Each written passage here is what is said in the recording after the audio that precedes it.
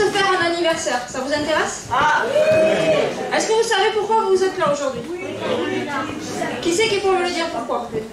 Ah, là-bas, on lève le doigt, vas-y. Pour les 90 ans de la PF. Bien. Donc allez, je ne veux pas dire, mais en fait, un anniversaire d'une mamie 90 ans. Effectivement, APF France Handicap maintenant. Mais avant, comment elle s'appelait l'association? L'Association des paralysés de France. Elle était presque. Mais pour ça, on va le savoir cet après-midi. En attendant, je vais appeler quelqu'un qui va nous démarrer un petit peu on va dire notre réunion, notre fête anniversaire. C'est Julien Jean Galbet. On va l'applaudir déjà parce que, alors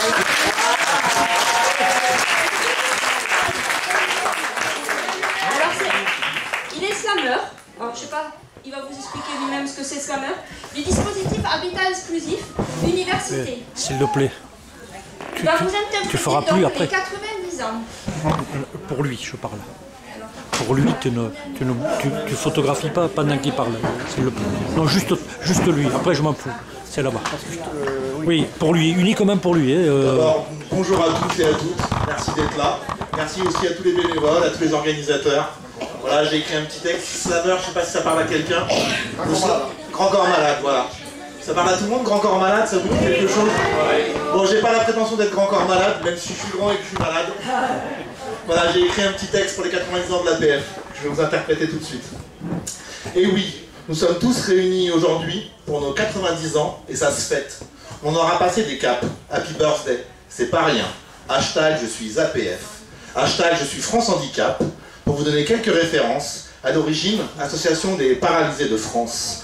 L'histoire au commencement est née il y a près d'un siècle, par 4 personnes animées par la même volonté, le même engagement. Ils en furent les architectes. Ils en sont le socle. André Tranois, Jacques Dubuisson, Jeanne Henry, Clotilde Lombarot. Le 26 avril 1933, ils se sont donnés pour mission l'inclusion. Voilà d'où tout est parti. Voilà pourquoi nous soufflons ensemble aujourd'hui les 90 bougies sur ce gâteau. Merci aux 85 000 acteurs de l'assaut d'ici et d'ailleurs et d'un peu partout en France. Merci à toutes ces petites fourmis, à toutes ces petites mains qui poursuivent cette œuvre dans la bienveillance, qui risquent l'impossible, hier, aujourd'hui, demain, pour l'égalité des chances. Ils sont la somme des possibles. Merci pour leur persévérance. Ils ont pour devise, comme les mousquetaires, un pour tous et tous pour un. Pas ce qui nous divise, mais ce qui nous rassemble. Dans l'amour de son prochain, c'est ce qui nous ressemble. On tenait à remercier tous ces hommes et toutes ces femmes, dire merci à tous ces bénévoles, comme les racines, comme les branches d'un même arbre, là où chantent, là où se posent les rossignols.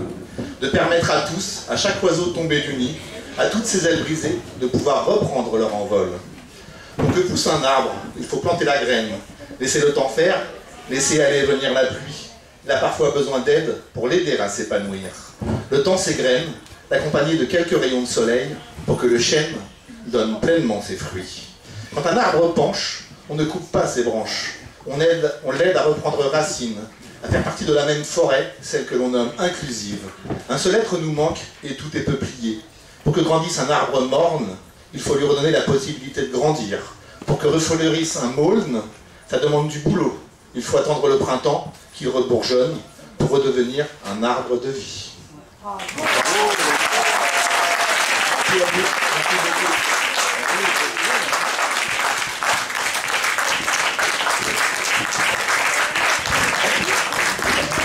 Bravo Julien, c'était super.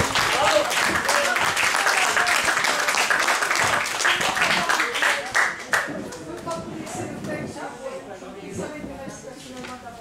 On a une commande.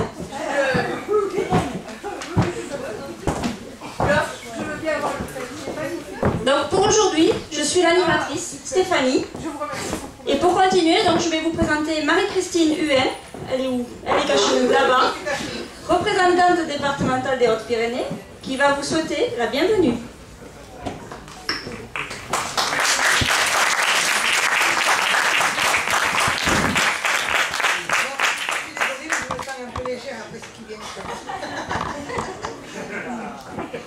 Alors, chers adhérents, résidents et usagers de nos établissements, travailleurs des SAD, habitants du dispositif inclusif, bénévoles et salariés. Mesdames et messieurs les représentants de la RS, du conseil départemental, des mairies et de nos partenaires institutionnels, bien chers toutes et tous.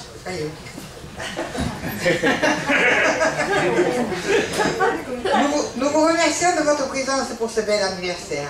En effet, notre association fête ses 90 ans aujourd'hui. C'est en 1933, le 26 avril, que 4 jeunes en situation de handicap fondent l'association.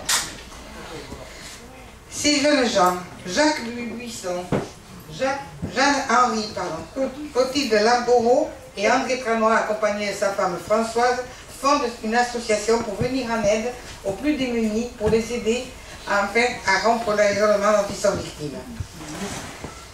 Cette association, il la nomme Association des paralysés et des rhumatisants. C'est en 1945 seulement qu'elle prend le nom d'Association des paralysés de France.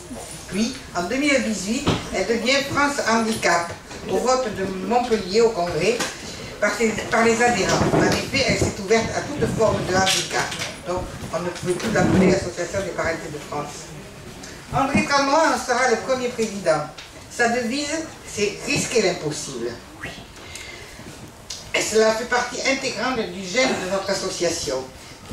En 2023, continuons à risquer l'impossible.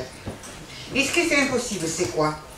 C'est avoir l'audace de croire au changement, de l'impulser et d'en être partie prenante. C'est oser sortir du cadre, s'ouvrir au monde. C'est imaginer et créer des solutions envers les personnes en situation de handicap. C'est façonné par notre mobilisation et nos actions quotidiennes, notre avenir. Depuis sa création, l'association n'a eu de cesse d'avoir des actions d'engagement, de mobilisation avec et pour les personnes en situation de handicap et leurs proches. Dès les années 60, la politique de l'association a pris un véritable tournant.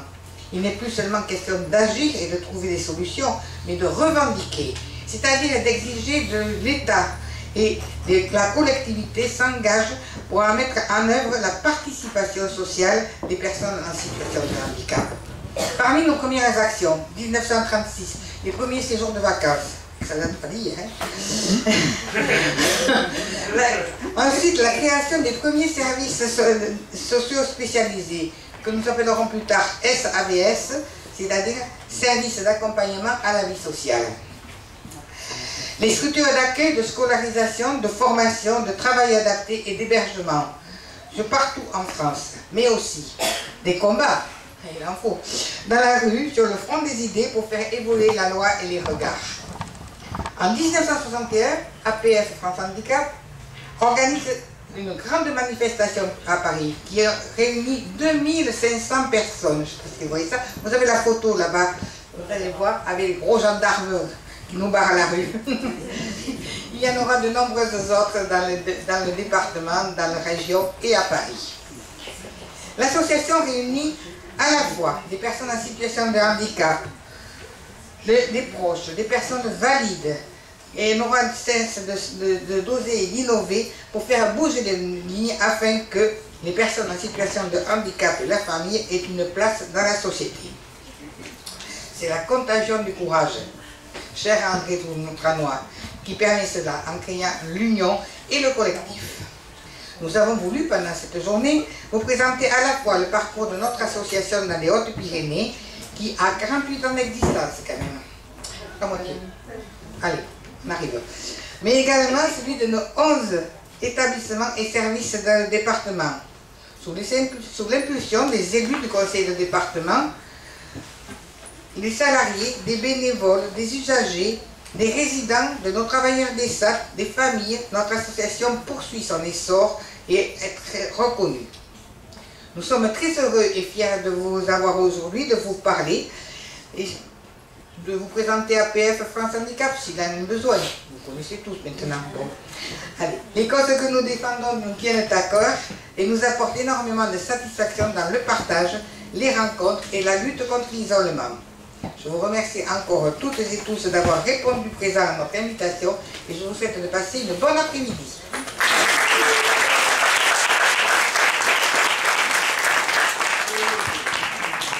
Merci Marie-Christine pour ce beau discours.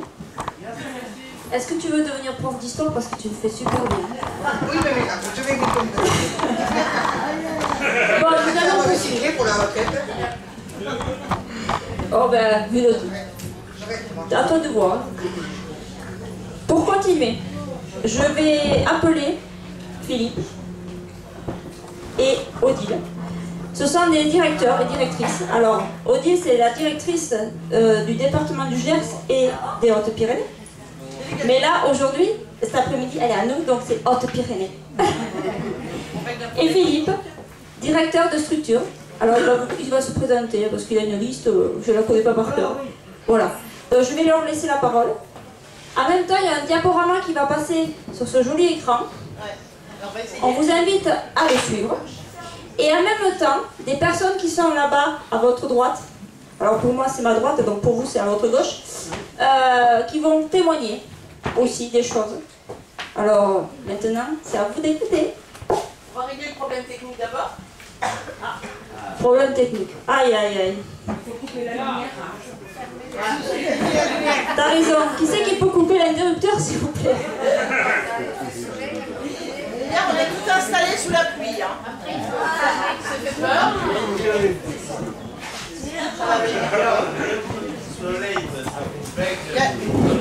Le soleil, c'est...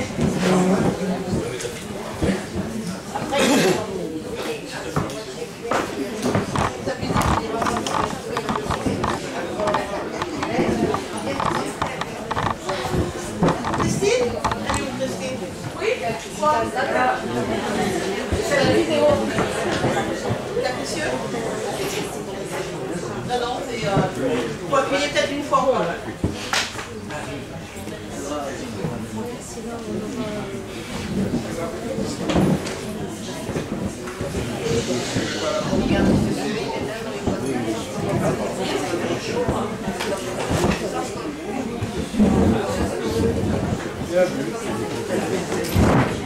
Voilà.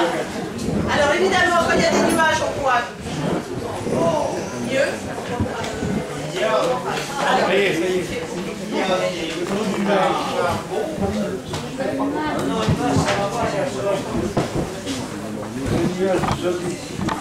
Voilà, ça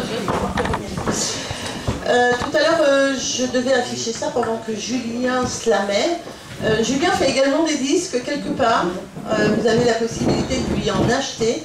Julien, alias MC Jean Galbé. Ben, merci encore, Julien. Il le mérite. Pendant la première partie de l'après-midi, nous allons faire une petite rétrospective rapide, hein, parce qu'on ne peut pas parler de tout, il a fallu faire des choix aussi de ce dont on allait parler. Rétrospective de notre histoire dans les Hautes-Pyrénées. Nous avons des témoins qui vont venir, on les fera venir et nous parlerons un petit peu de leur parcours avec APF France Handicap. Et puis nous aurons aussi un temps, on va le copiloter à deux avec Philippe, pour parler de toutes nos structures du département, parce qu'elles sont nombreuses. Alors c'est parti. Ça marche pas.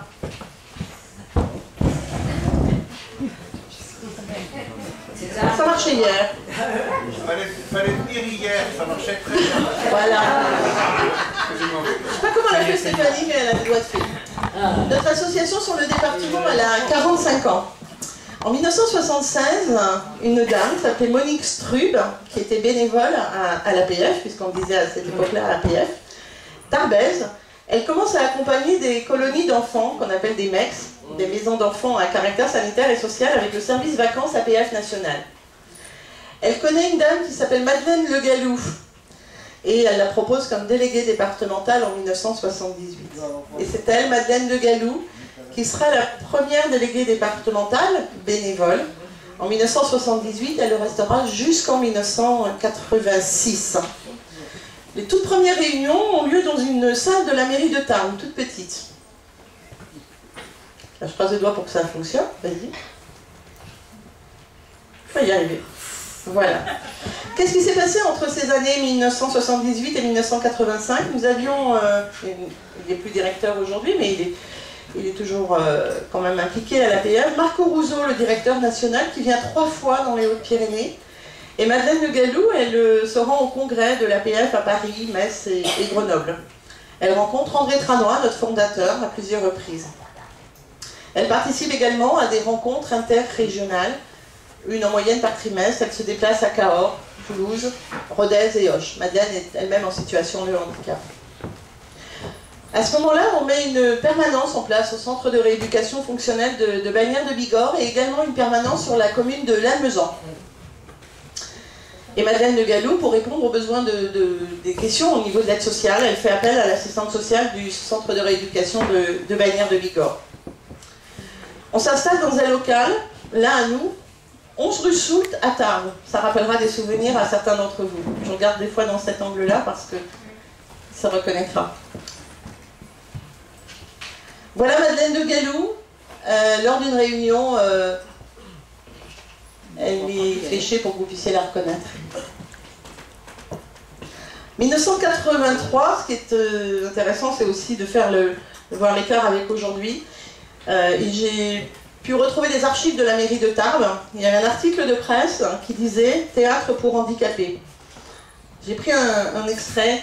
Des efforts certains ont été faits par la mairie pour les handicapés. On est en 1983. Il y a même des WC aménagés pour eux.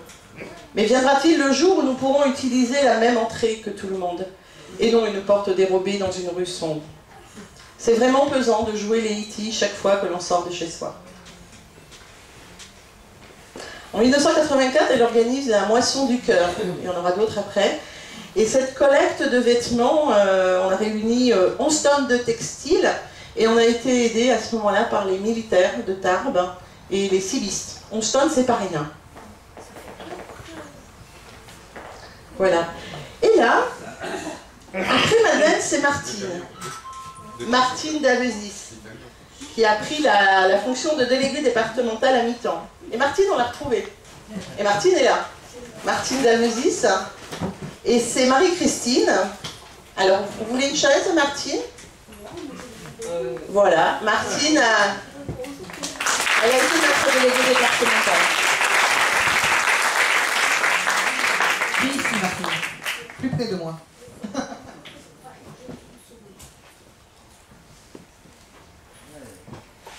Vous m'avez fait retrouver des souvenirs d'il y a tellement longtemps. Moi, l'APF, c'était à la rue. Bon. Le micro près du menton, Bon. on vous entendra mieux. Merci, Comme ça, Martine. vous m'entendrez. C'était à la rue Soult, où j'allais tous les après-midi pour faire ma permanence. Moi, au départ, j'étais bénévole. Quand j'ai voulu être salarié, on n'avait pas de sous. Donc, c'était comme ça. Et ne riez pas, hein, parce que j'en ai toujours pas de sous. Quand tu as une retraite de 100 sous. Sans dessous. Bon. Mais l'APF m'a fait rencontrer beaucoup de personnes et des gens fort intéressants. Donc c'est ce souvenir-là que j'ai. Parce que bon, j'allais aussi au centre de rééducation à Bagnères, j'allais y assurer des permanences pour dire un peu, pour expliquer tout le social, tout ce dont les personnes avaient droit. On mettait en place avec l'assistante sociale du poète, on faisait tout ça. Et quand on m'a demandé de refaire le point de ce que j'avais vécu, ça m'a beaucoup émue parce que c'était en 60. Alors, c'était entre 1986 et 1989. Et comme je ne sais pas compter, je trouve que ça faisait beaucoup de temps. Mais j'en garde un très bon souvenir et j'ai été très émue qu'on m'appelle, qu'on me dise de venir pour partager avec vous ces moments de festivité. Voilà. Merci Martine. C'était bien la victoire Martine. C'était un interview exceptionnel que j'étais tellement déçue que tu as répondu au questionnaire sans que je te pose la question. Merci, Martine. Alors, on va continuer à te rafraîchir un petit peu la mémoire. Tu peux rester sur la chaise là, Martine, hein, comme tu veux.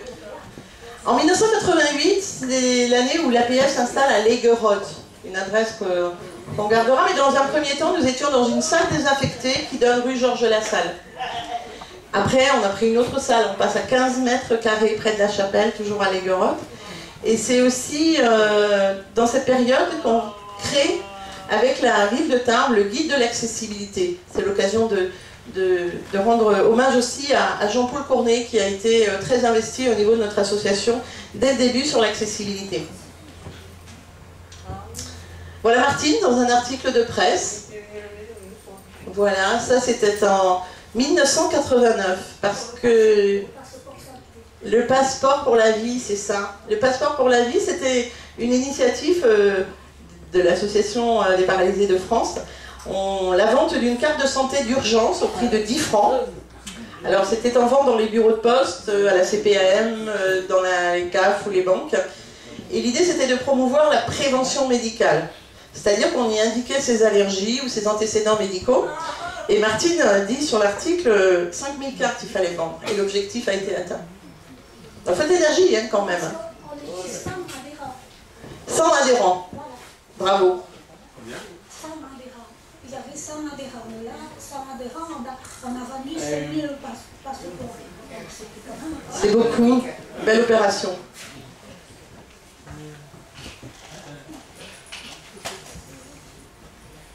Elle veut changer la couleur du diaporama. Alors là, c'est facile pour nous. En 1990, il se passe quelque chose d'important dans notre association, puisque, un peu quand même, un petit jeune arrive. C'est Philippe Larose. Il prend alors il est salarié, et il est ce qu'on appelle délégué départemental à l'époque. Il y a un article de 1990 qui parle de l'arrivée de Philippe Larose. Mais je lui donnerai la parole tout à l'heure, ça doit lui faire drôle quand même. Voilà.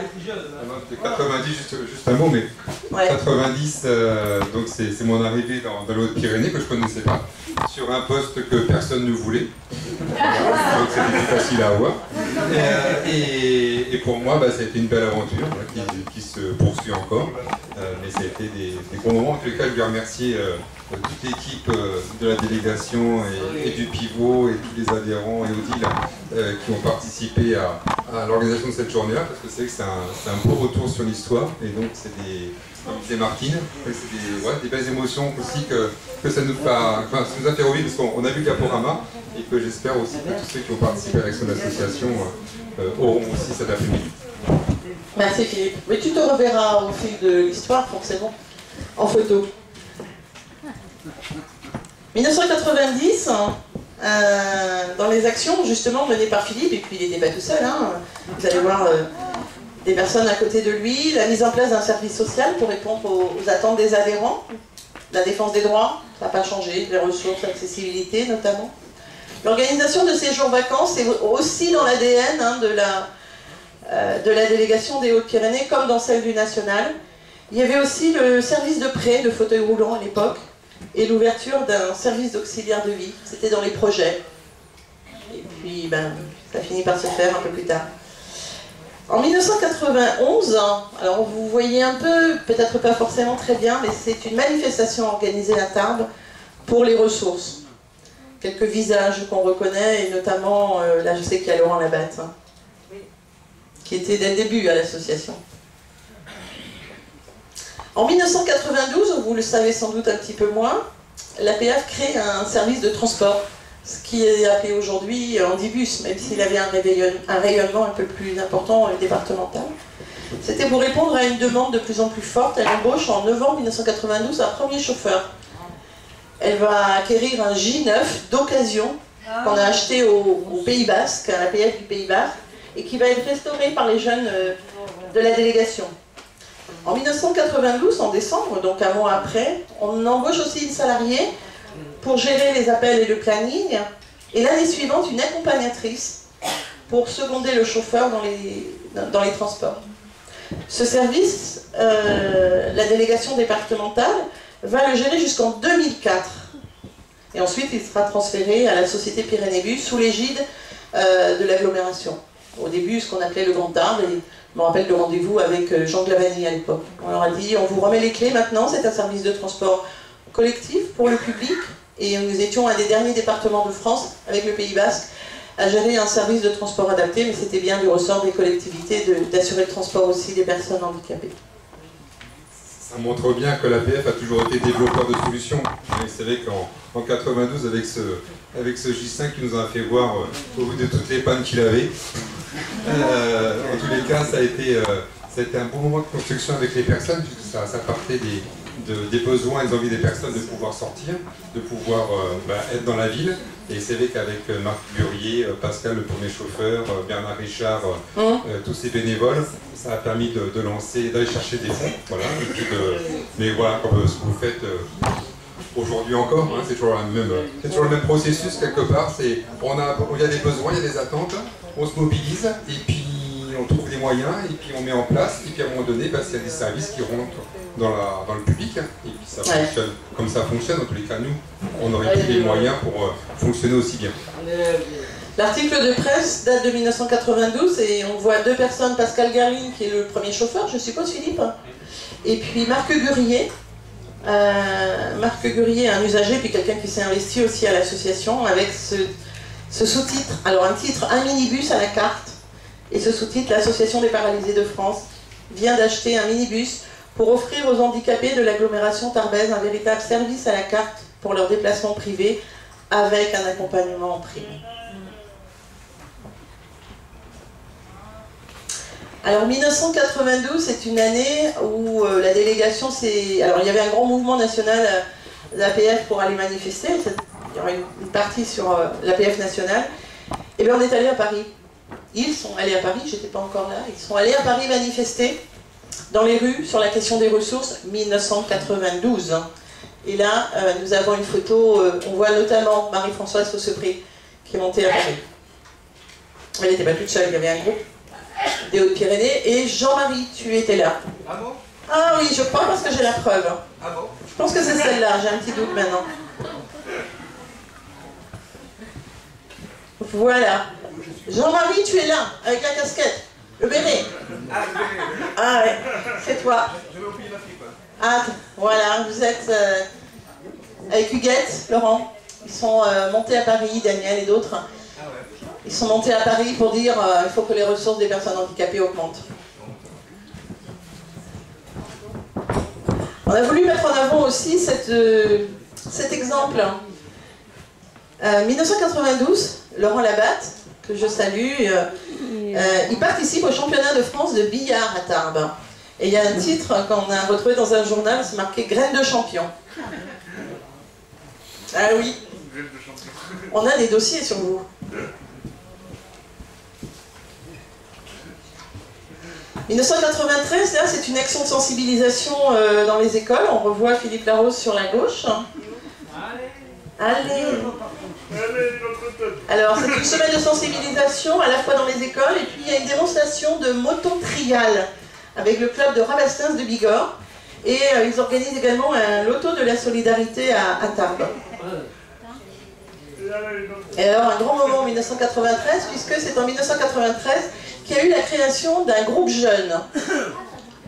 Dans le groupe jeune, donc il y a Jean-Marie. Excuse-moi parce que voilà, on se doute que tu n'as pas le même âge qu'en 1993. André Cazenave, qui se voit en photo là, et Patrick Cerezuela. Il y a deux autres personnes, c'était Fabienne Castin et une autre personne. Oui, et d'autres encore. Hein. Et d'autres, oui.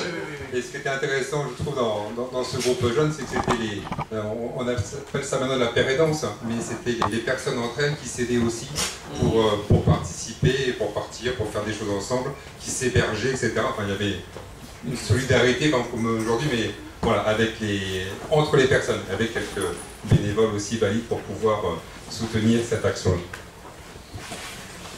Voilà quelques membres du groupe jeune. Il y a une initiative la même année, c'est la fabrication d'un fauteuil ski par le lycée Sixte-Vignon à Orléans pour aller aussi pratiquer le ski, ce qui était quand même impossible, voire très compliqué, et on l'appelait d'ailleurs à l'époque un fauteuil skiant. Ce qui est intéressant, c'est qu'aujourd'hui, tant mieux, on retrouve des fauteuils ski quelque part partout dans nos stations, et c'est qu'en 93, dans les Hautes-Pyrénées, on avait, avec des étudiants, développé un prototype. Et je me rappelle, avec Laurent, on avait été le tester à Gavarnie, il faisait un temps de neige. Enfin, il y avait beaucoup de neige, il avait même neigé sur la route. Et c'est vrai que c'était, avec tous ces jeunes du lycée Sixte-Vignon, on avait passé une super journée à tester le matériel qu'on avait créé. Et après, on fait dans les Pyrénées, on a quand même été assez pilote entre guillemets, puisque quasiment toutes les stations de ski ont maintenant ce qu'on appelle des fauteuils de ski articulés. Et c'est avec, l'APF a été à l'initiative, et après avec Jean-Paul Bournet, etc., en e-sport, ça a permis de continuer le mouvement, et je crois que maintenant on a un département qui est quand même assez à la pointe par rapport à ça. Il va de la neige. Ah là, on va pas pouvoir, je crois que ça va être compliqué, même si on veut risquer l'impossible. On veut toujours prendre de la hauteur, et là c'est l'exemple d'un baptême de l'air à La Loubert en 1994. On reconnaît des personnes de notre association. Certainement pas simple, mais pourquoi pas. Après tout, on a envie aussi d'avoir un baptême de l'air. Donc ça c'est fait.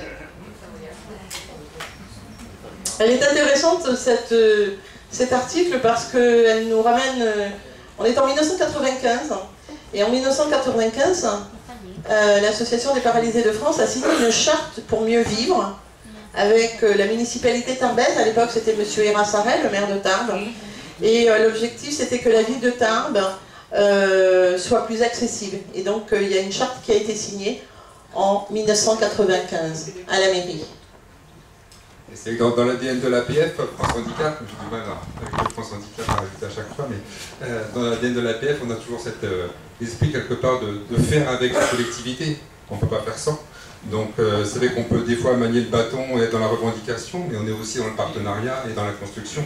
Donc on a quand même, j'espère, réussi dans le Pyrénées à faire en sorte qu'on soit des partenaires crédibles, parce qu'on est capable de construire avec, mais c'est vrai qu'on n'est pas d'accord, on est capable de le dire aussi, et c'est vrai que voilà, on manie un peu le bâton et pas la caresse, mais en tous les cas la manière de pouvoir faire ensemble. Voilà, et je crois que dans le 65, voilà, on a une expérience, et grâce aussi à vous tous, tous les adhérents et usagers, on arrive à obtenir et faire des choses avec les collectivités qui va pour le mieux-être de tous. En 1998, cette fois-ci, c'est dans les rues de Tarbes. Nous avons Laurent Labatte et André Cazenave. Ils n'étaient pas tout seuls, bien sûr, mais la photo... c'est important de rappeler des noms, quand même, de personnes qui se sont beaucoup mobilisées pour notre association. C'était une opération de bâchage de véhicules. Une voiture mal garée, eh bien, on la bâchait. Il y avait un slogan « Rendons leur place aux personnes handicapées » et on attendait. On attendait que la personne vienne chercher sa voiture. Ça pouvait prendre un peu de temps. Ça se passait le mieux possible. On était là aussi pour sensibiliser. Ça existe toujours, ça. Ah, on peut rebâcher quelques voitures, c'est ça? On n'a plus les bâches, mais c'est pas ça là. Mais vous verrez qu'on continue à faire des choses sur le stationnement. Ah, allez. Voilà. Comme en 1992, ils sont allés manifester à Paris, ça ne suffisait pas. Les personnes handicapées retournent. Et notre département, les Hautes-Pyrénées, nous retournons manifester en 1999 à Paris. On voit un article de presse où il y a Nathalie Baller. Nathalie Baller, on en reparlera tout à l'heure, c'est notre première représentante départementale. Je sais qu'elle est là, voilà, Nathalie. Marc Gurier, Jean-Claude Benoni et Philippe Larose. Et bien, ils sont montés à Paris pour représenter notre département. Ce ne sera pas la seule fois, mais il fallait quand même oser, parce que c'est pas si simple. Peut-être que de partir de Lourdes, ça va à peu près. Arriver à Roissy, c'est pas si simple. On arrive à 2000. Là, je vais laisser Philippe sur ce volet-là, parce que c'est un volet important pour nous. Avec la délégation n'est plus toute seule. Elle s'agrandit. Et notamment par le Clos Fleury. Je te laisse... Oui, juste un mot pour rappeler, c'est que autour des années 2000, l'APF a pris certainement un nouvel essor. C'est vrai que jusqu'à 2000, c'était la vie associative, donc la vie avec les adhérents. Des services ont commencé à mettre en œuvre avec les moyens qu'on avait, puisqu'on avait aussi créé, je crois, à partir de 1995, une équipe avec une assistante sociale et un co-thérapeute qui était financée par le Conseil général à l'époque. Voilà, donc c'était aussi une action innovante. Et c'est vrai qu'en 2000, on commence par le Clos Fleury en disant, c'est vrai que le préfet de l'époque avait décidé donc de mettre fin à l'action de l'organisation qui accueillait donc des enfants polyhandicapés, des adultes polyhandicapés à Ordizan du fait de maltraitance qui était organisée, enfin qui était voilà, qui était malheureusement pratiquée par des professionnels de cette institution. Et donc l'APF s'est présentée avec Andas, hein, donc François nous dira le terme d'Andas, mais handicap associé en tous les cas. Donc avec Andas, on a présenté donc le fait de pouvoir reprendre la gestion du Clos Fleury. Donc c'est vrai qu'à l'époque, je me rappelle, on était présent avec Philippe Godon, qui était, je crois, directeur après de la Croix-Rouge au niveau national, et qui travaillait à l'APF à l'époque. Donc on s'est présenté devant le jury. Et donc on a défendu le fait que Andas, donc APF France Handicap, avait à notre avis toutes les compétences pour pouvoir reprendre cet établissement et le développer au mieux et de faire en sorte qu'il soit bien traitant pour les enfants et les adultes qui y participent, qui y vivaient. Et donc on était, alors là c'était de la concurrence, on va dire comme ça, puisqu'il y avait l'ADAPI, il y avait l'ASIO, on retrouve toujours les mêmes, hein. L'Andras aussi, et je crois la PHJH. Et donc on a eu le plaisir et le bonheur de pouvoir être retenu à l'issue de cet entretien. Et donc à partir de 2000, je crois 2001, donc Andas à l'époque, et Andas qui est une filiale d'association sœur de l'APF, avait donc repris la gestion, et donc Thomas Quitton en était le premier directeur, et remplacé ensuite par Patrice Pujol, et maintenant par Camille Hervé-Quincy. Le Clos Fleury, en fait, c'est un IME, un institut médico-éducatif, et une MAS, maison d'accueil spécialisée pour les adultes. Le Clos Fleury est créé en 1970 par la Société protectrice de l'enfant du 65. Et donc elle ouvre une MEX, une maison d'enfants à caractère sanitaire et social. Et elle a pour vocation d'accueillir dès la naissance les enfants qu'on disait à l'époque encéphalopathes. Le fonctionnement de l'établissement est fortement inspiré des pouponnières sanitaires. Et le recrutement des enfants est national, et ce qui fait qu'on a des exemples de familles dans le 65 installées aujourd'hui dans le 65, je pense à Françoise. Le recrutement est national, et souvent les liens entre les résidents du Clos Fleury et les familles sont distendus. Et en 1980, c'est là donc l'IME est ouvert. Et en 1990, voilà, c'est la masse pour accueillir les enfants qui ont grandi et qui deviennent des adultes. L'histoire du Clos Fleury que vous voyez aussi un petit peu en image, parce que voilà. Et donc ce que disait Philippe, voilà les dysfonctionnements, et je sais qu'en 2003, il y a eu des travaux d'extension du bâtiment existant pour permettre d'améliorer les conditions d'accueil et d'hébergement. Il y en a encore à faire. Et il y en a encore à faire. L'IME, c'est 18 places pour les enfants, soit en hébergement complet, soit en semi-internat, et 24 places pour la maison d'accueil spécialisée. Et donc la directrice est ici, la nouvelle directrice depuis le mois de février, Camille Hervé-Quincy, qui a pris le relais de Patrice Pujol, directeur emblématique aussi sur le Clos Fleury, avait pris un passage aussi de Sophie Krasque. J'ai l'occasion de saluer les résidents qui sont là et les salariés. Alors, parler du Clos Fleury, c'est dire combien on est fiers. Combien on est fiers parce que l'IME a participé au concours de la bande dessinée du Festival d'Angoulême cette année, avec les résidents, les professionnels. Hein. Ils ont débordé de créativité et ils ont réalisé des œuvres hautes en couleurs. Et ce travail a été récompensé puisqu'ils ont remporté un prix, le trophée Hippocampe d'or du prestigieux Festival de bande dessinée. Bravo à vous.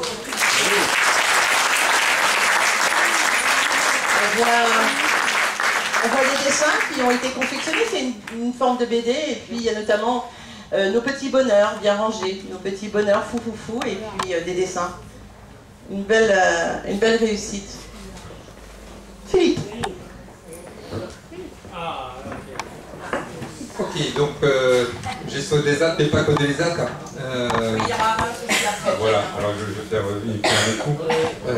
Donc je vous rappelle, l'année 2000 a été riche, hein, puisque jury pour le Clos Fleury à Ordizan, et en parallèle ou en même temps, donc il y avait l'association des anciens combattants, mais peut-être que Alain expliquera mieux tout à l'heure, l'association des anciens combattants qui gérait sur Reims-Marsous une grosse structure médico-sociale, et cette association d'anciens combattants donc comme son nom l'indique, étaient des anciens combattants.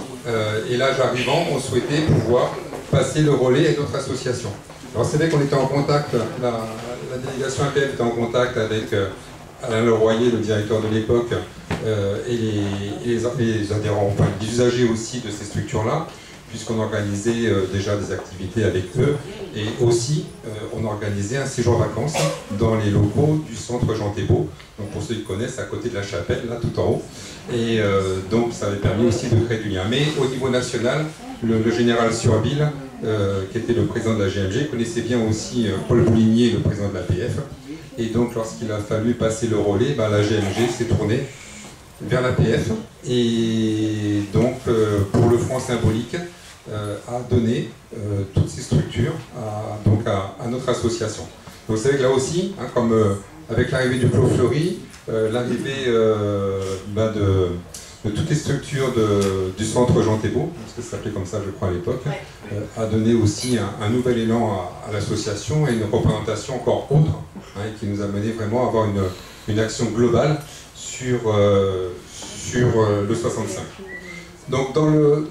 Donc il y a les ZAD des 7 vallées, dans les structures entre guillemets qui se trouvent sur Reims-Marsous, donc les ZAD des 7 vallées, donc je suis directeur depuis 2017 suite à la prise de retraite de René Française qui est parmi nous aujourd'hui et que je pilote avec Jean-Michel Fontaine qui est le directeur adjoint, donc développe plusieurs activités sur Argelès-Gazost et aussi à Reims-Marsous, voilà, aussi à Reims-Marsous, donc des activités qui sont un peu traditionnelles pour certaines, qui commencent à être en bout de souffle aussi pour certaines, et donc on est en train de développer une nouvelle activité, en tous les cas de réfléchir, mais de mettre en œuvre aussi une nouvelle activité autour du tourisme sur Reims-Marsous et si possible autour du lac du Tech, pour permettre aussi à nos travailleurs de pouvoir être le plus inclus possible, être utile socialement, professionnellement compétent et aussi en contact avec le public. Voilà, donc c'est tous les enjeux qu'on a au niveau de l'ESAT et de proposer aussi dans le cadre de nos ESAT de pouvoir faire en sorte que les personnes puissent développer des vrais parcours professionnels et à un moment donné pouvoir aussi aller travailler dans le milieu qu'on appelle ordinaire, même si à l'ESAT, les gens travaillent aussi dans un esprit d'entreprise. Voilà, donc l'ESAT c'est 44 travailleurs et 500 000 € de chiffre d'affaires, donc à partir de ces 6 activités qui sont développées. Donc Alain Leroyer, Alain Leroyer, donc, comme je le disais tout à l'heure, était le directeur avant que l'association reprenne la gestion en 2000, donc le directeur de la GMG. Il est présent avec nous, donc merci de l'applaudir parce que c'était une belle personnalité. Et Alain, on va te laisser peut-être dire un mot sur ton expérience APF, peut-être un petit peu avant, c'était à Reims, et après comment tu as vécu cette arrivée de l'APF. Bon, toi, tu en as un petit peu dit déjà, mais donc, pour rappel, donc, bon, je vais faire court parce qu'effectivement, l'histoire de l'établissement est longue. En fait, auparavant, donc c'était un sanatorium. Donc, ce qui explique qu'effectivement, c'était géré par une association d'anciens combattants, parce que encore avant le sanatorium, cet établissement accueillait des personnes qui avaient été blessées à la première guerre, donc 14-18, blessées du poumon. Donc ensuite, ça s'est transformé naturellement en sanatorium. Et puis comme beaucoup de sanatoriums en France, notamment dans les Hautes-Pyrénées, effectivement, quand on a découvert la pénicilline, donc les sanatoriums n'avaient plus beaucoup leur raison d'être. Et le maire à l'époque était aussi président du conseil, vice-président du conseil général, donc a voulu effectivement que l'établissement se pérennise. Et là, avec le soutien de l'ASEI, on décidé de transformer l'établissement en établissement médico-éducatif pour accueillir 130 enfants et adolescents handicapés physiques, sensoriels, avec ou sans troubles de la personnalité. Donc cet établissement qui effectivement a continué à vivre sa vie, donc ce qui était prévu à l'origine, c'est que bon, les enfants étaient accueillis petit, l'Institut médico-pédagogique, donc où il y avait des classes d'enseignement général avec des instituteurs de l'éducation nationale. Ensuite, ces enfants passaient à l'Institut médico-professionnel, apprenaient un métier avec des enseignants. Donc, il y avait des PEGC de l'éducation nationale, il y avait aussi des professeurs d'enseignement technique. Et ensuite, donc, ils allaient donc, dans le milieu du travail. Malheureusement, donc, le schéma idéal ne s'est pratiquement pas passé comme ça. Et ça veut dire que les enfants et les adolescents qui étaient hébergés là, ils ont vieilli. Et à un moment donné, puisque l'établissement, le seuil d'âge, c'était la limite d'âge, pardon, c'était 20 ans, donc il a fallu trouver des structures pour continuer à les accueillir. Donc, on a commencé donc, à restructurer l'établissement, donc en créant d'abord les maisons d'accueil spécialisées, puis ensuite donc foyers à double tarification, qui sont après donc devenus des foyers d'accueil médicalisés. Et puis également, donc, on a commencé à créer un CAT, on a augmenté les lits de masse, on a augmenté les lits de foyers d'accueil médicalisés en accueillant des personnes traumatisées crâniennes. Donc, voilà. Donc l'établissement, donc, petit à petit, donc, se transformait en structure d'adultes. Et puis pour donc revenir à l'APF, donc comme tu l'as dit Philippe, donc la question à un moment donné s'est posée aux gens de l'association, qui effectivement, l'association était composée d'anciens combattants et était vouée à disparaître. D'ailleurs, elle a disparu donc peu de temps après.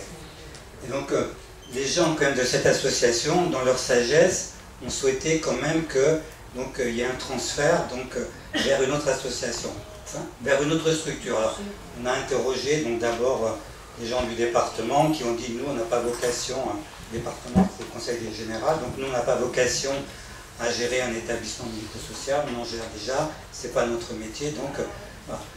Et puis comme tu l'as dit, on avait déjà des relations avec le service vacances de l'APF, donc moi j'ai suggéré à l'association, aux gens de l'association, de se tourner vers l'APF.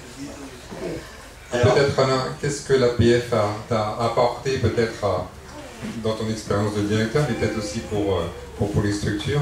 Alors ça a mis du temps, parce que effectivement, comme tu l'as dit, ça s'est concrétisé par un transfert de bail devant notaire en 2000, mais les démarches ont au moins duré 2 ans, parce que l'APF ne s'est pas lancée tout de suite dans la gestion de l'établissement, a voulu voir de quoi effectivement cet établissement, comment était constitué.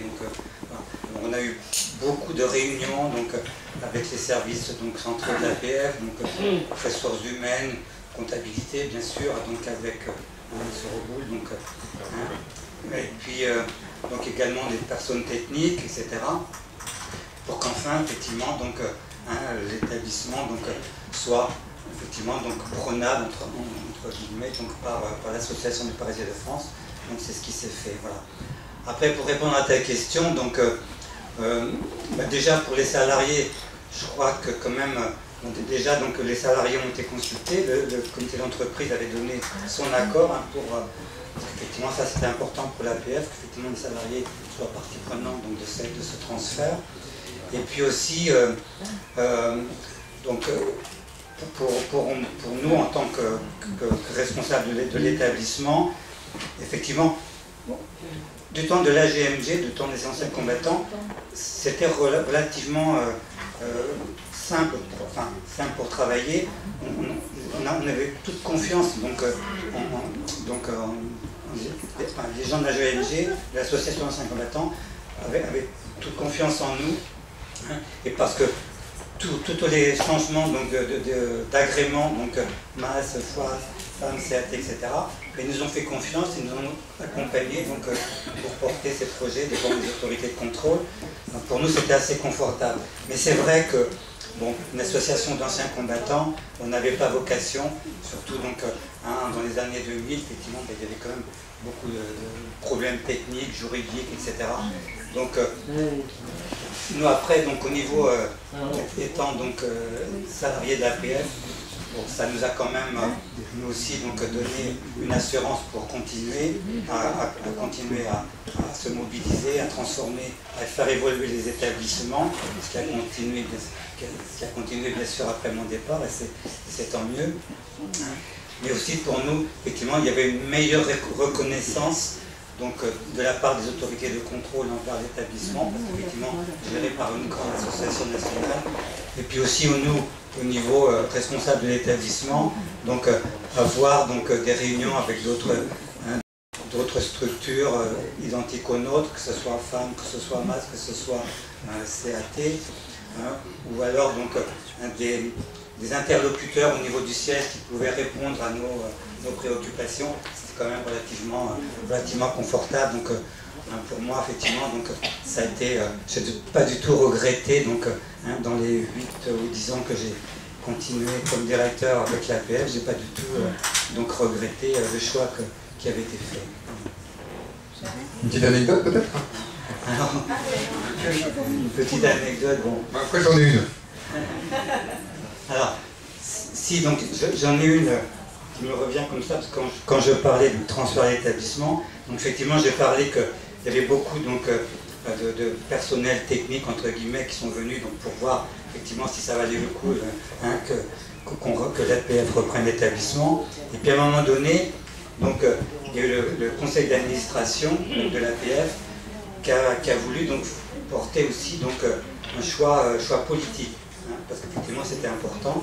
Et donc pour ça a missionné donc quelqu'un que vous avez certainement connu les uns et les autres, donc Marie-Sophie de Saulles, qui était donc à l'époque vice-présidente de l'APF, qui a ensuite été présidente de l'APF pendant quelques années avant d'être à l'ARS. Donc je la revois, hein, effectivement c'est une image qui m'a beaucoup marqué, Marie-Sophie de Saulles avec ses 2 cannes anglaises, donc arpenter tous les établissements, donc à Reims, Argelès, etc. Donc c'était avec des problèmes à l'époque d'accessibilité qui n'étaient pas toujours évidents, mais elle l'a fait avec le sourire, avec enthousiasme. Effectivement, ça faisait chaud au cœur donc de la voir effectivement s'imprégner de la vie des établissements. Et Marie-Sophie de Saulles, qui est maintenant présidente de la FEAP. Alors ça ne parle pas à tout le monde ce qu'est la FEAP, mais c'est toute la représentation des établissements hospitaliers et médico-sociaux sous convention 51. Donc c'est quand même une personnalité importante. Et moi j'avais la même anecdote parce que je m'étais acheté ma première voiture neuve en 2000, c'était une petite Twingo, et c'est moi qui avais transporté Madame de Saulles de Tarbes à Reims-Barsou. J'avais passé la journée avec elle. Je me souviens de la Twingo, oui. Voilà, c'est moi qui l'ai transporté.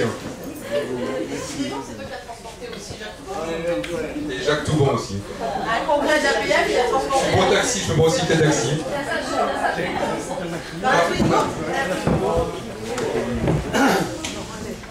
Bon, encore merci de votre accueil et puis longue vie à APF France Handicap et aux établissements des Hautes-Pyrénées.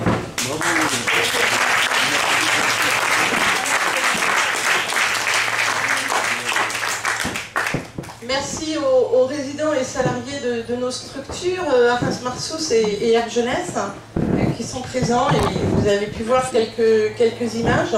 Que ce soit sur Horizon ou sur Reims-Marsous, l'EAM, on appelait avant le FAM, foyer d'accueil médicalisé, c'est devenu un établissement d'accueil médicalisé. Il faut toujours, une fois qu'on a bien en nom le mot, il change, c'est toujours comme ça. Et Camille est donc aussi la directrice sur Reims-Marsous de ces 2 grandes structures qui se déclinent à la fois sur Argelès, Gazost et puis Reims-Marsous. Et il reste une grosse entité qui s'appelle le pivot. Qu'est-ce que Pas plus grosse que les autres. Ah, c'est parce qu'il y a beaucoup de choses dans le pivot. Ah, mais je crois que l'intérêt du pivot, donc, il veut dire pôle d'intervention vers la vie autonome, dont j'ai le plaisir d'être directeur depuis une dizaine d'années. En fait, ça évoque déjà la transformation des offres de services. Voilà, puisqu'en fait, le pivot a été le regroupement à l'origine de services qui étaient gérés par le centre Jean Thébault et donc par le FAM Jean Thébault, notamment le foyer d'hébergement, et des services de la délégation qu'on appelait à l'époque équipe spécialisée pour la vie à domicile, et le dispositif d'appartements regroupés qu'on avait créé avec avec les adhérents en 2002 sur Tarbes. Donc c'est vrai que ça a été un beau moment quelque part de fusion, entre guillemets, et de faire en sorte qu'on puisse, en une seule structure, regrouper différentes offres de services qui vont d'Arras-Marceau à Tarbes et jusqu'à Castelnau-Magnoac ou Bourg, puisque le SAVS et le SAMSA a vocation à se déplacer sur l'ensemble du département et accompagner les personnes là où ils habitent, au plus près de leurs besoins. Et voilà, donc le pivot a été constitué il y a plus de 10 ans maintenant. Depuis, on a pu y adjoindre grâce au conseil départemental et surtout à l'ARS de Haute-Pyrénées le SAMSA, avec un financement particulier pour accompagner à la coordination de santé. Et à partir de là, on essaie de pouvoir agir en collaboration, en partenariat avec la délégation, les structures APF, mais le conseil départemental et l'ARS et les autres associations, pour aussi continuer à agir, que ce soit dans l'habitat inclusif, dans l'emploi accompagné et dans d'autres projets, j'espère qu'on pourra encore développer ensemble. Tu l'as évoqué Tu l'as évoqué, en 2002, c'est la création du dispositif qu'on appelait appartements regroupés à Tarbes, sous l'impulsion notamment de Marc Gurier. Mais pas que, il y avait d'autres personnes qui étaient dans ce dispositif. Tu nous en dis deux mots, quel était le principe C'était de l'habitat inclusif avant l'heure. Si je veux être provocant. Donc ça veut dire qu'on était bon à l'époque, tout compte fait, ce qu'on a inventé en 2022 avec l'habitat inclusif. En 2002 à Tarbes, on avait avec, je me rappelle, il y avait Nathalie qui était participante aussi. Nathalie également. Donc il y avait, comment dire, je ne vais pas passer trop de temps là-dessus, mais c'est qu'à l'époque, ça permet de revenir aussi sur l'histoire et les conditions de vie des personnes. Les personnes n'avaient que 4500 francs, donc c'est pas 10 euros, c'est des francs, donc ça fait pas grand-chose à la fin du mois pour payer leur auxiliaire de vie. Et c'est vrai que des personnes qui avaient des besoins importants, avec des scléroses en plaques, avec des myopathies, avec des AVC, n'avaient pas les moyens nécessaires pour pouvoir vivre de manière digne et avoir une vraie vie. Donc c'était vraiment faire appel aux amis, à la famille, et quand il n'y avait pas tout ça, c'était franchement la galère pour les personnes.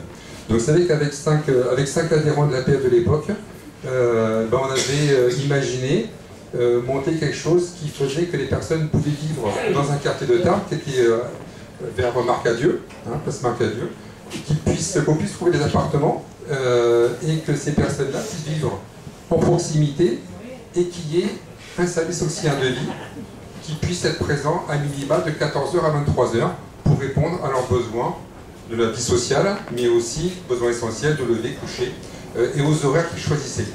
Et c'est vrai que pour avoir le financement de ça, on était voir à l'époque M. Gall, du conseil départemental, qui est toujours un homme très très à l'écoute, et qui avait trouvé les moyens, des moyens dans une petite enveloppe là, qu'il avait, un petit tiroir qu'il avait, pour nous permettre de financer ça. Et puis ensuite c'est l'ARS, la DAS de l'époque, qui avait participé aussi, et grâce à ces financements-là, pendant de 2002 à 2010, on a réussi à, je pense, ensemble avec les personnes, à monter un dispositif qui amenait du mieux vivre, et qui s'est arrêté aussi parce que d'un seul coup, avec la prestation de compensation du handicap, et donc le droit individuel à avoir des moyens adaptés aux besoins que vous avez, il y avait moins nécessité de mutualiser. Peut-être qu'on y reviendra un jour, mais en tous les cas, c'était une belle initiative et c'était des beaux moments, et avec des difficultés bien sûr, mais aussi une belle réussite pour les personnes. Merci. On se rapproche de maintenant, mais voilà, 2004. Alors on nous voit souvent en train de manifester, et là on a fait la une de la Nouvelle République des Pyrénées avec le mot inacceptable. Les personnes handicapées ne souhaitent plus d'être encore et toujours considérées de fait comme des citoyens de seconde zone. Non à la discrimination, accès à tout pour tous, avec un adhérent, Max Kellen.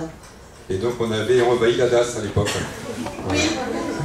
Monsieur Tago n'était pas là à l'époque, mais si vous nous auriez vu, on avait envahi. Complètement. On devait être une cinquantaine de personnes, une majorité de personnes handicapées. On avait fait la même chose, je me rappelle, ça me revient un peu les souvenirs maintenant. On avait fait la même chose de manière sauvage à la caisse primaire d'assurance maladie. Voilà, et le directeur avait oublié de nous recevoir, pendant que ce n'était pas prévu, mais on était aussi, je crois, une cinquantaine à avoir envahi les locaux de la CPM à l'époque pour revendiquer un droit à compensation qui n'existait pas. Donc aujourd'hui, ce sont les locaux notamment. Vous voir, monsieur Dagbo. Il ne faut pas nous fâcher, monsieur Dagbo. Hein. On lui donnera la parole tout à l'heure. Ce sont dans ces locaux que viennent de se réinstaller la maison départementale des personnes handicapées, ou MDA, la maison d'autonomie. Alors, en 2005, parce qu'il existe déjà depuis un petit bout de temps, c'est la création d'un collectif sur l'accessibilité. L'idée, c'est de se dire qu'à plusieurs, on est plus fort. Donc 4 associations, AFM Téléthon, APF France Handicap, le comité AVH 65 et Handispina, et merci à tous les représentants d'être là aujourd'hui. On crée ce qu'on a appelé le collectif Access pour parler à plusieurs voix de l'accessibilité. Je vais demander à Jocelyne, parce que depuis longtemps on travaille avec AFM Téléthon, même avant que moi je sois directrice, et je crois que c'est Arnaud qui va l'interviewer. Non, voilà. Je vais te poser quelques questions, Jocelyne, parce que c'est une longue histoire, APF France Handicap, ou l'Association des paralysés de France à l'époque, et l'AFM, ça nous ramène du côté de Lourdes, par là-bas, Adé? Oh oui, ça ramène du côté de Lourdes. Alors, le micro, il doit toucher le menton, comme ça, voilà. Vous m'entendez là? Oui. Merci Odile d'abord déjà de nous avoir invités pour participer à cet anniversaire. Et oui, ça remonte à l'ouest, ça remonte à 98, 99 à peu près. Et quand Jean-Pierre Katikoff était le premier délégué de Pyrénées, délégué départementaux, et on avait voulu, alors j'ai une petite anecdote là, je me tourne vers Philippe, parce qu'il va s'en souvenir peut-être. On avait organisé pour rencontrer les familles un pique-nique du côté d'Arras à Lavedan. Et on n'était pas très nombreux, on devait être 3 ou 4 familles à avoir répondu à l'invitation. Et on avait invité Philippe à se joindre à nous. Et ce jour-là, le pique-nique, on a dû le manger dans une petite salle, parce qu'il n'a pas fait comme aujourd'hui, il pleuvait des cordes. Donc je veux croire que mariage pluvieux, mariage heureux, donc nous sommes toujours là avec la PF. Voilà.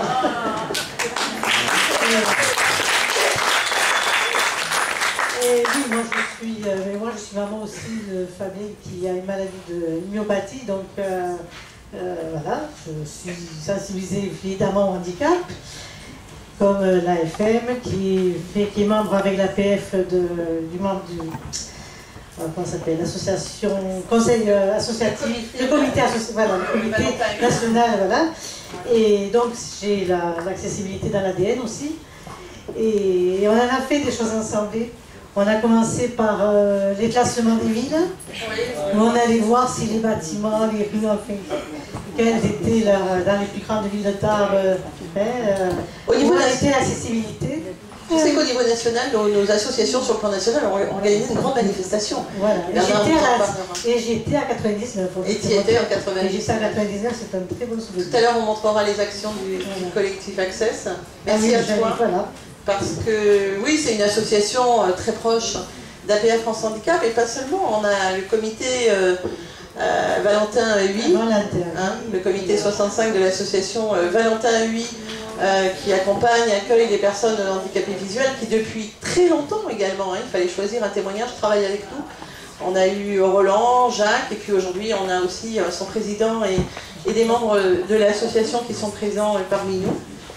L'association Handispina, et puis peut-être d'autres associations qui sont en contact avec nous pour nous rejoindre et pour porter cette voie de l'accessibilité, parce qu'il ne faut pas lâcher. Il ne faut pas lâcher. Merci Jocelyne pour ton témoignage. C'est très rapide, excusez-nous, hein. On aurait tellement de choses à dire. On arrive en 2006, alors c'est une année de transition pour le conseil départemental, puisque dans les départements, par décision du conseil d'administration, vous avez entendu tout à l'heure le nom de Marie-Sophie De Saulles, c'est la première présidente femme d'APF France Handicap. La décision est prise, puisqu'on a un conseil d'administration nationale, mais on a également dans chaque département ce qu'on appelle un conseil APF de département aujourd'hui. Conseil APF de département, et dans les Hautes-Pyrénées, nous avons 9 adhérents élus, donc Marie-Christine est notre représentante départementale. Parfois on dit président, alors on se mélange dans les noms, c'est pas très grave, hein, c'est un peu comme. Voilà, Marie-Christine, ce sont des personnes qui sont en situation de handicap ou des familles majoritairement. Alors on ne peut pas balayer tous les noms, pardon à celles qu'on ne citera pas, mais on a fait le choix de citer la première, Nathalie Baller, qui a été la première représentante départementale.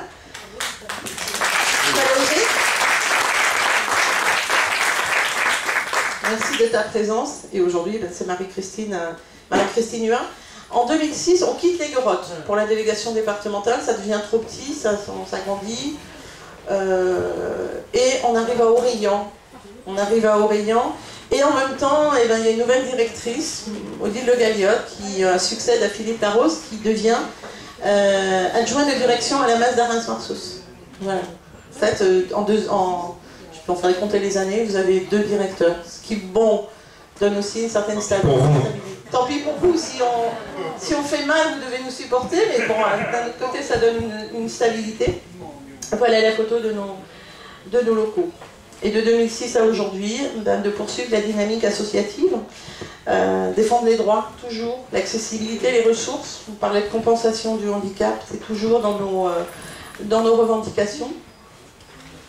En 2008, on avait des panneaux en couleur, et on avait une campagne qui s'appelait « Accéder, c'est exister ». Et on avait 3 couleurs selon si le site était accessible ou pas, et on a fait, notamment avec, je me rappelle de Madame Doubrère, par exemple, qui était avec nous dans les rues Maréchal Foch. Il y avait Laurent, Nathalie, Bérangère, Richard, qui est là aussi, Jacqueline, et on allait voir les commerces et on les sensibilisait. Je me rappelle d'une chose, une commerçante qui vendait des chaussures et qui nous a dit à ce moment-là, pourquoi je vendrais mon magasin accessible? C'est pas vous qui allez m'acheter des chaussures. En parlant d'une personne en fauteuil roulant. Ça fait mal, hein? Voilà, il y a encore du travail, c'était en 2008. Alors en 2008, rebelote, on est à Paris. Heureusement qu'il y a un avion pour aller à Paris. Mais cette année-là, on a affrété un avion, je me rappelle, et là, oui, j'y étais, 75 personnes en fauteuil roulant et 75 accompagnateurs. Partir de Lourdes, ça allait. Franchement, ça allait. Arriver à Roissy, ça a été un grand moment. Et là, sur le panneau, vous voyez, on avait mis des grands panneaux Hautes-Pyrénées avec l'ours. D'ailleurs, pour l'anecdote, ils ont tellement eu du mal à organiser notre descente de l'avion à Roissy, l'avion de Toulouse n'est jamais parti. Ils n'ont pas voulu, on est les seuls à avoir atterri à Roissy ce jour-là. C'était le mouvement Ni pauvre ni soumis pour demander un revenu d'existence décent. Et là, on doit parler tout à l'heure avec Jocelyne dans les revendications et le collectif Access. On n'a pas mis tout ce qu'on organisait, mais on a organisé le classement accessibilité. On a les 13 plus grandes communes du département, on les a classées dans un ordre d'accessibilité. On a organisé le pique-nique de la mobilité à Verdun. C'était l'idée de, sans rien dire, on va tester les transports en commun.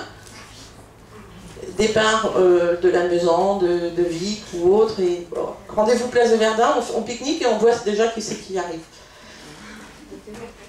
C'est simple. Juste avant, on a fait aussi... Tu reviens, Stéphanie?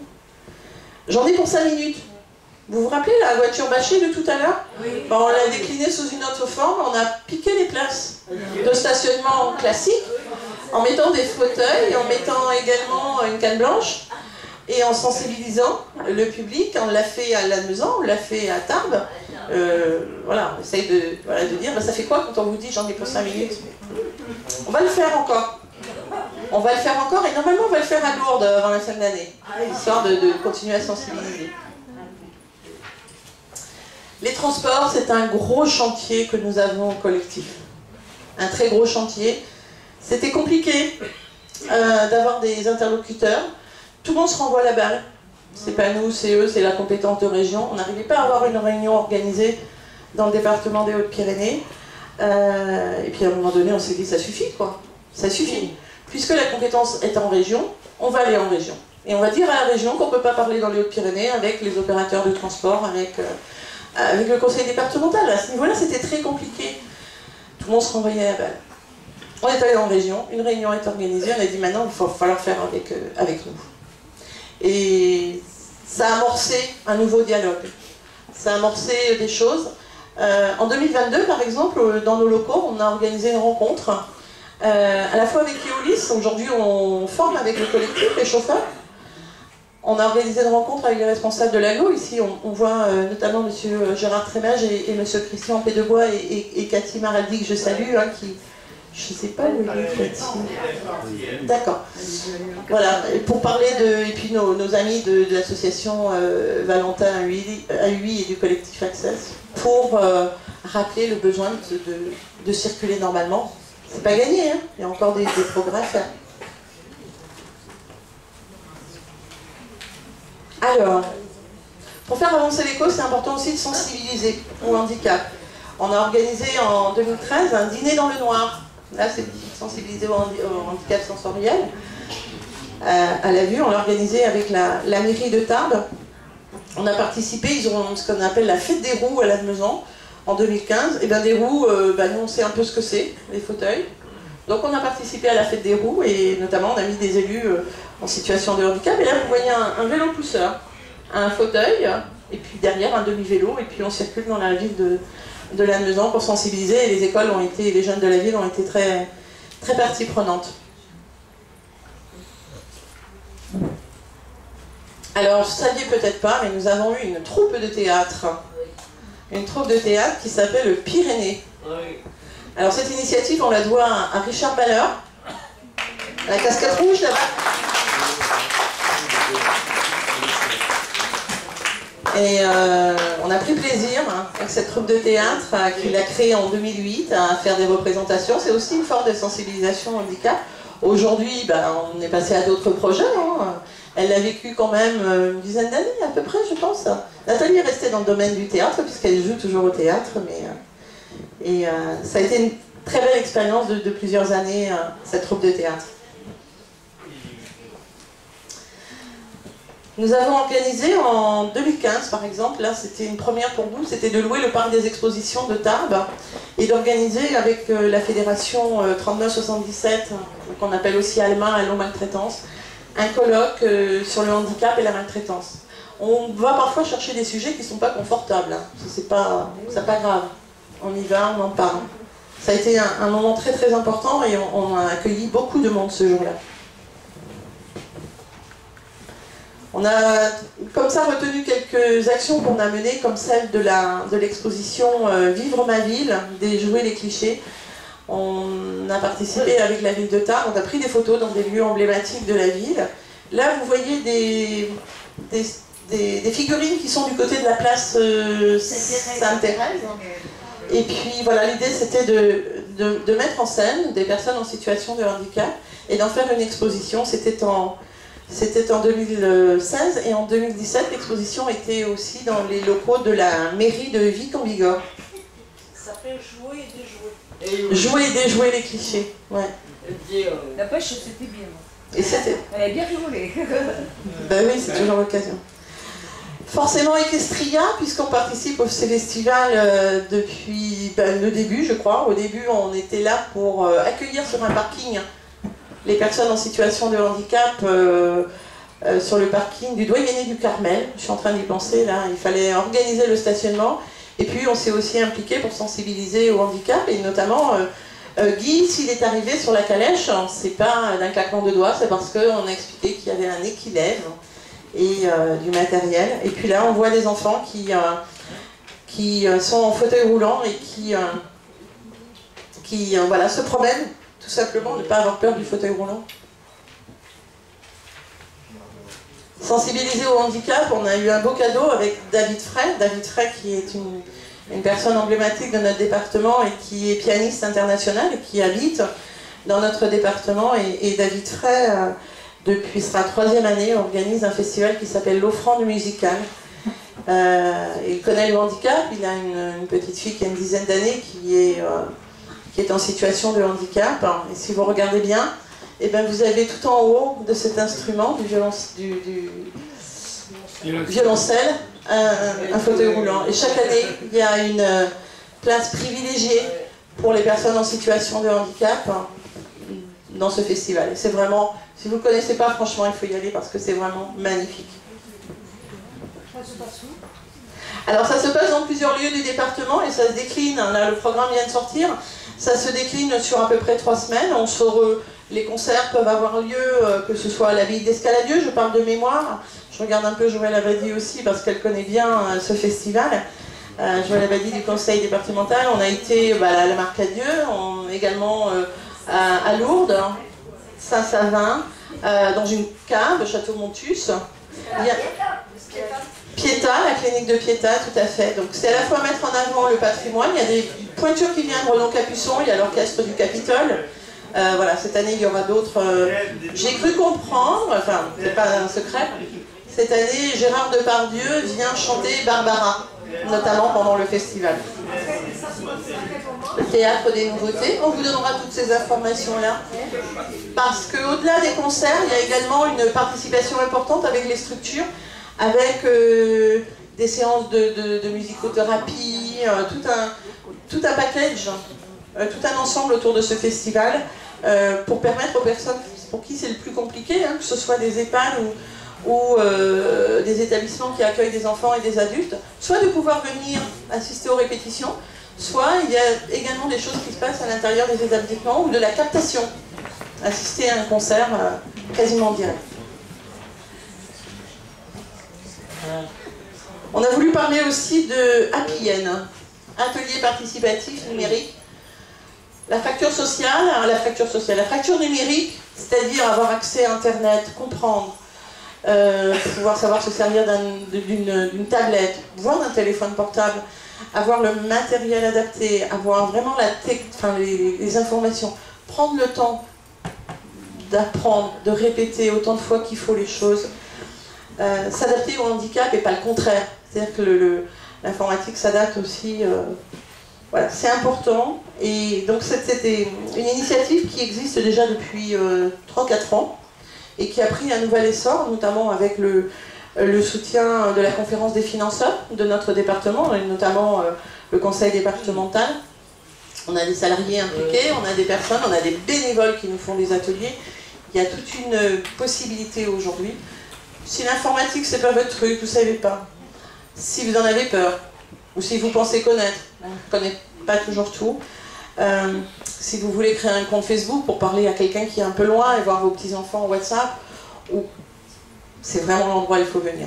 Franchement, vous allez à votre rythme, avec l'aide de Romain qui est quelque part par là, et puis on a Gérard et Nicolas aussi qui nous aident. C'est pouvoir rompre cette facture numérique, réduire l'écart, parce qu'Internet, c'est quand même difficile de faire sans. Ça montre aussi quelque part la force de l'APF sur le 65, puisque cette action est pilotée par la délégation et le pivot. Ça veut dire qu'on met des ressources ensemble pour faire en sorte que cette action elle puisse vivre aussi. Et l'intérêt, c'est toujours pareil, c'est que ce soit participatif et que les personnes qui savent puissent expliquer à ceux qui ne savent pas, et qu'à un moment donné, ce seront ceux qui sauront qui expliqueront à d'autres qui ne savent pas. Donc ça veut dire que c'est vraiment l'esprit aussi de la paire aidance et aussi de la co-construction ensemble. Non, c'est jamais complet. Vous pouvez venir, passez-nous un petit coup de téléphone, il n'y a pas de souci. Solange, oui, vas-y.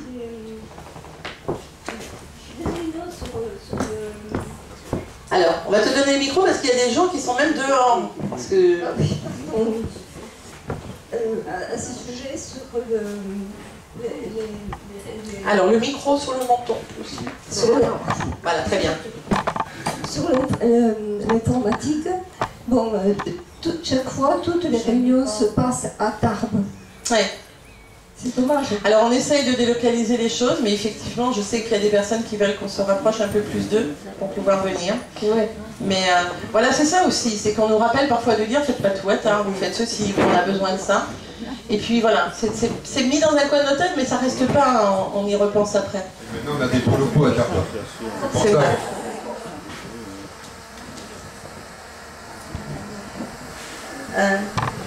C'est bon? Non. Ah, Camille doit? Non? Quelqu'un?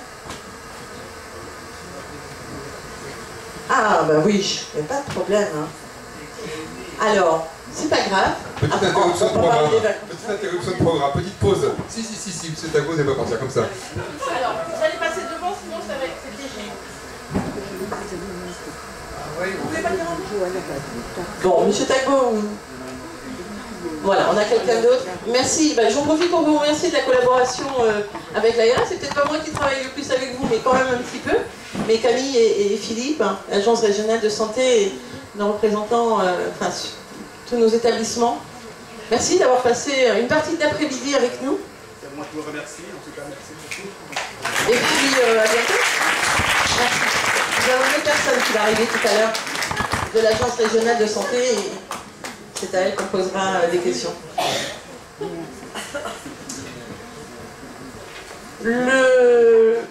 Un des derniers volets, parce qu'on a fait des thèmes en fait, pour vous parler de ce qu'on fait, c'est important le lien social et les loisirs.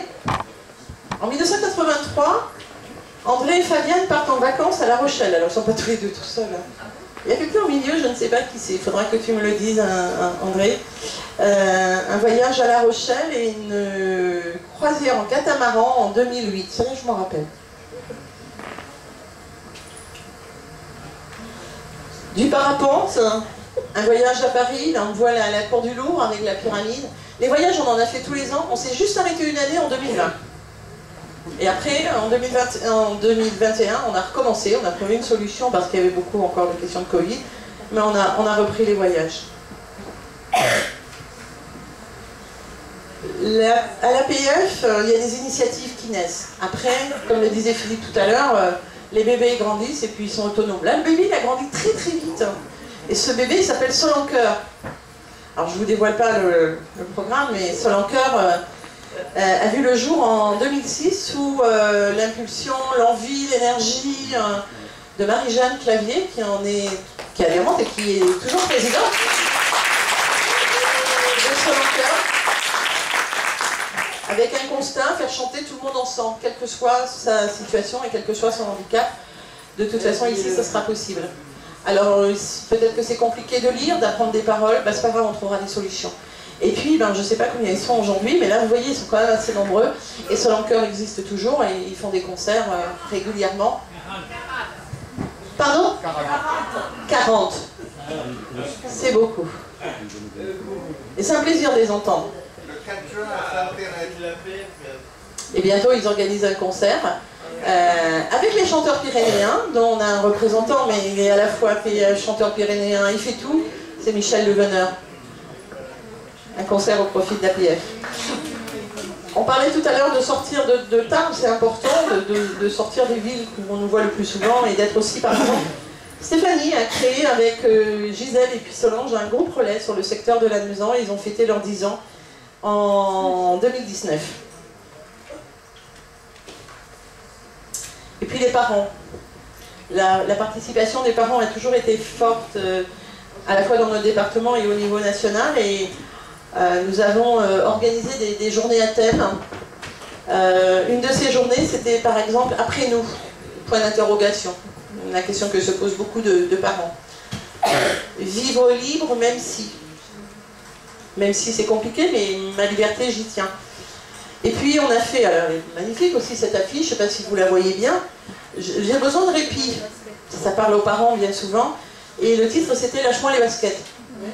Et on voit des jambes qu'on peut penser d'ados, hein, avec des baskets américaines, hein, et puis il y a un lacet qui les retient les deux pieds. C'était Lâche-moi les baskets.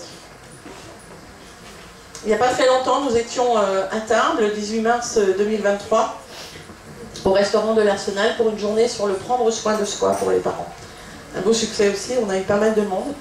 C'était il y a peu de temps. Et puis vous voyez là, alors on a 4 référentes, on avait 3 référentes emblématiques hein, de notre groupe famille. Françoise de Guével, Stéphanie Marsol, maman en situation de handicap, maman d'un jeune adulte au Clos Fleury. 50 ans. Il est toujours jeune, je sais pas pourquoi il vieillit pas, non, toi-même tu le disais, il vieillit pas. Marie-Christine Huard, notre représentante départementale également, et puis on vient d'avoir un petit renfort, un petit gros renfort quand même, avec Virginie Bissardon, qui vient de Lourdes et qui rejoint le groupe famille Andy _Cap 65, et Virginie va répondre à quelques questions parce qu'elle vient vraiment d'arriver dans notre association de Françoise. C'est moi, Françoise. Donc, Virginie Alors Virginie étant son prénom, on retient facilement. Le nom c'est un peu plus compliqué en tout cas pour moi, c'est Virginie Is Bissardo. Alors, Bissardo, Is. Ah ben oui, je vais dans l'autre sens. Moi. D'accord. Quoi? Voilà. Merci Maïlou.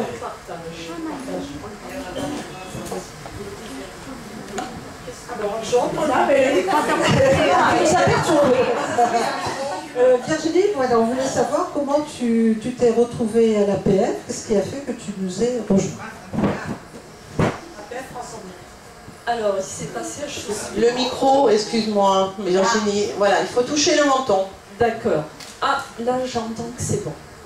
Alors, donc, l'aventure a démarré de la manière suivante. Il y a 2 ans et demi, nous avons déménagé pour Lourdes, mon mari Ronan et moi-même. Et puis, étant en situation de handicap, je suis atteinte d'une leucodystrophie.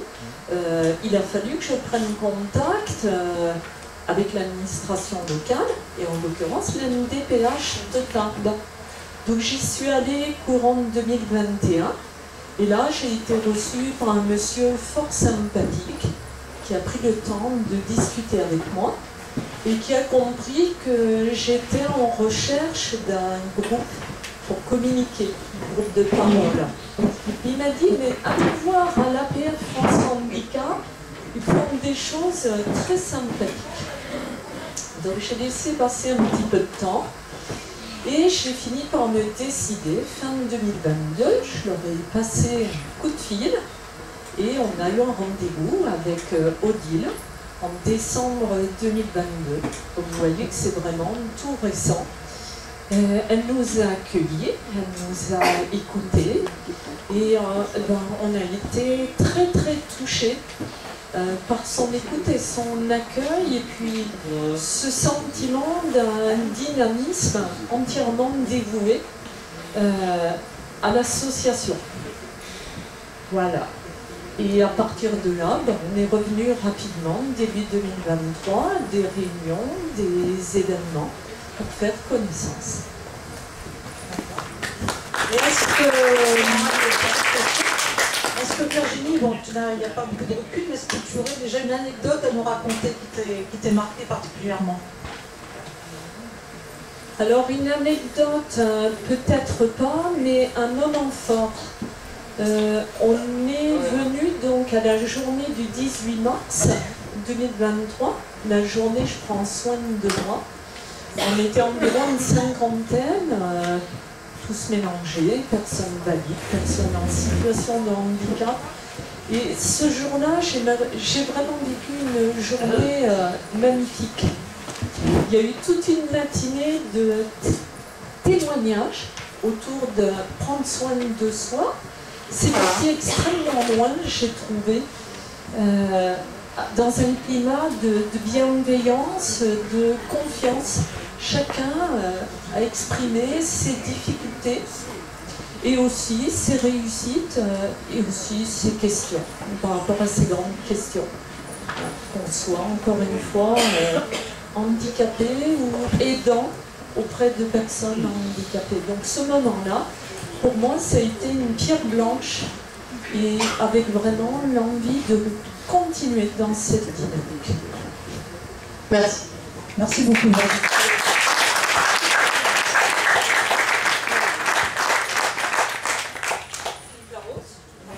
Alors, tu parlais de nos locaux, Philippe. Tu parlais de nos locaux. Nous sommes depuis 2018 dans des nouveaux locaux à Tarbes. On est bien installés. Nous en sommes propriétaires désormais. Et ils ont été inaugurés en juin 2019. Et donc ces locaux hébergent à la fois la délégation départementale et les services du pivot.